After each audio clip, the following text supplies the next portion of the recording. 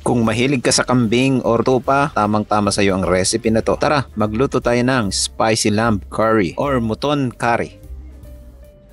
Una, marinate lang natin ang karne sa salt, black pepper, paprika, coriander powder, garam masala, turmeric powder, chili powder, MSG, fresh yogurt, ginger and garlic paste. Mix lang natin yan at i-marinate natin ng 1 oras. Magpainit lang tayo ng kawali at piprituin lang natin ang patatas at carrots. Prituin lang natin yan hanggang sa magkaroon ng browning and set aside. Igigisa lang natin ang maraming sibuyas. Mas marami, mas masarap. Lalagyan lang natin ng curry leaves, bay leaves, red chili, ginger garlic paste at ilalagay na natin ang kamatis. Pati na rin yung mga spices na nilagay natin sa marination, ganun din ang gagamitin natin.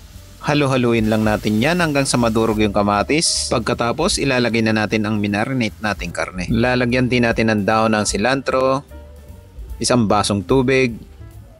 Takpan lang natin yan at slow cook lang natin ng 2 hours sa mahinang apoy. Kapag malambot na, saka natin ilalagay yung carrots and potato. Mix lang natin yung konti at gagarnishan lang natin ng cilantro. Pakuluan lang natin to ng mga 10 minutes at okay na yan. Tignan mo naman, nagmamantika, masarap, spicy at malapo. Tama-tama kung may pita bread ka dyan or basmati rice or kahit anong kanin, pwedeng-pwede dito. Napakasarap na ito. Kaya ano pang hinihintay mo? Try mo na ang recipe na to. Yun lang, maraming salamat. See you in my next cooking trip ko.